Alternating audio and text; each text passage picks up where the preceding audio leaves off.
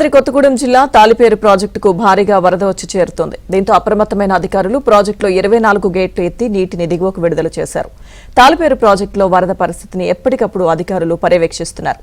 లోతట్టు ప్రాంతాల ప్రజలు అప్రమత్తంగా ఉండాలని అధికారులు సూచించారు.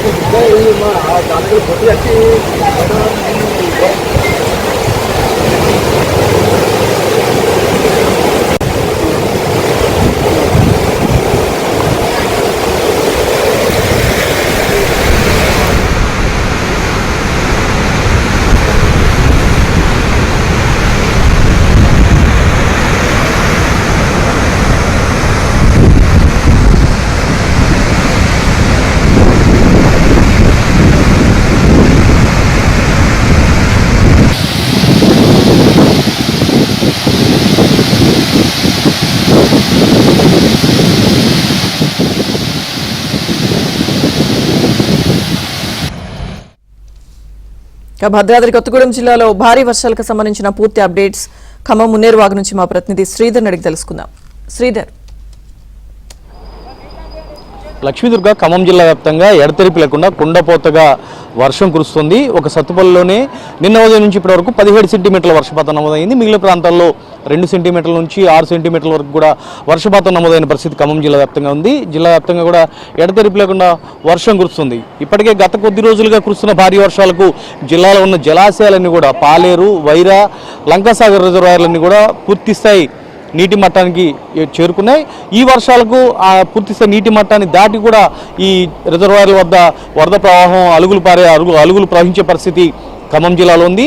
రిజర్వాయర్లు ఒకటే కాదు, నదులు, ఏర్లు, జలాశయాలన్నీ కూడా ఉప్పొంగుతున్నాయి. చెరువులన్నీ కూడా దాదాపుగా 900కు పైగా చెరువులు పూర్తిస్థాయి నీటి మట్టం చేరుకుని నిండుకుండలా ఉన్న పరిస్థితి.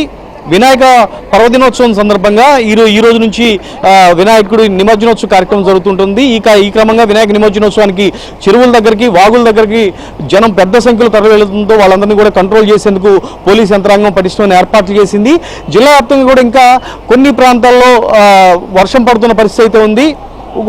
రాత్రి నుంచి ఇప్పటివరకు కూడా ఖమ్మం నగరంతో పాటు తలాడ, కొణిజర్ల, వైరా, ఈ ప్రాంతాల్లో ఒక మోస్తరుపాటి వర్షపాతం నమోదైంది. మధిర జాలముడి ప్రాజెక్టుకు వరద ప్రవాహం కొనసాగుతుంది. బోనకల్ వద్ద బోనకల్ ఖమ్మం ప్రధాన రహదారి మధ్యన ఉన్న వాగు పొంగడంతో రాకపోకలు నిలిచిపోయి ఉన్నాయి. కొణిజర్ల మండలం తీగల పంజీల వద్ద వాగు, పగిడేరు వాగు సప్టా పైన, కాజువే పైన ప్రవహిస్తుండడంతో అక్కడ కూడా రాకపోకలు నిలిచిపోయిన పరిస్థితి.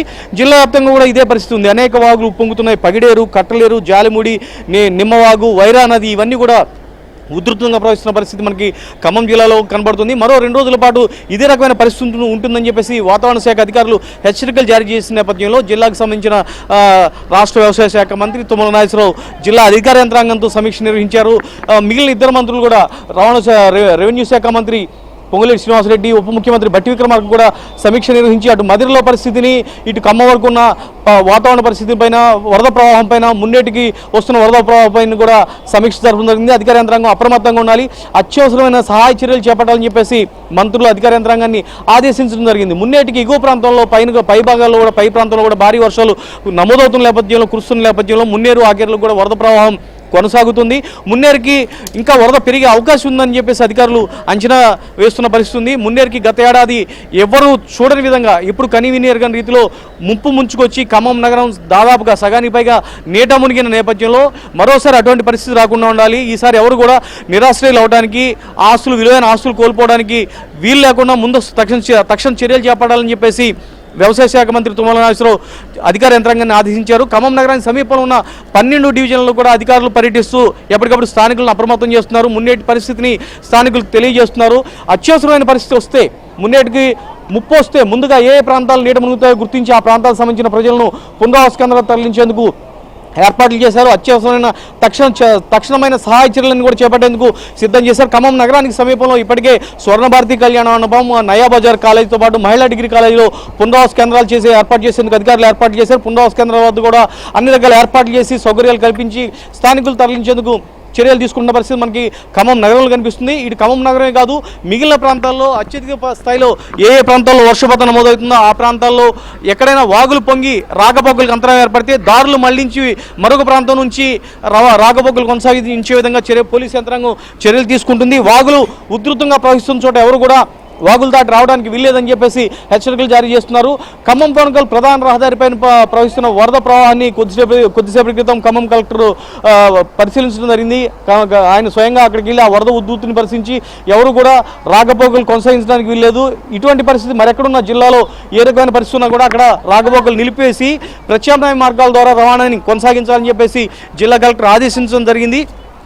పోలీస్ యంత్రాంగం కూడా చెరువుల దగ్గర నుంచి వాగుల వరకు జలాశయాల వరకు కూడా ఎక్కడికక్కడ పటిష్టమైన భద్రత ఏర్పాటు చేశారు, బార్కెట్లను ఏర్పాటు చేసి ఎవరు కూడా ఈ వాగుల దగ్గరకు చెరువుల దగ్గర రాకుండా చర్యలు తీసుకుంటున్నారు. వరద ప్రవాహాన్ని చూసేందుకు కొంతమంది వస్తుంటే గణపతి నిమజ్జనానికి మరికొందరు తరలి వస్తున్న పరిస్థితి ఉంది. చిన్నపిల్లల నుంచి పెద్దవాళ్ళ వరకు కూడా వాగుల దగ్గరకు వస్తున్న నేపథ్యంలో వీళ్ళందరినీ కూడా కట్టడి చేసేందుకు పోలీస్ యంత్రాంగం చర్యలు తీసుకుంటుంది. జిల్లా వ్యాప్తంగా కూడా ఇంకా వర్షం కురుస్తున్న పరిస్థితి మనకుంది. కొన్ని ప్రాంతాల్లో ఖమ్మం నగరంతో పాటు మరికొన్ని ప్రాంతాల్లో కొద్దిపాటి తేలికపాటి ఒక మోస్తరు వర్షం కురిసినా మరికొన్ని ప్రాంతాల్లో భారీ వర్షపాతమే నమోదవుతున్న పరిస్థితి అయితే ఖమ్మం జిల్లా వ్యాప్తంగా ఉంది. లక్ష్మీదుర్గ.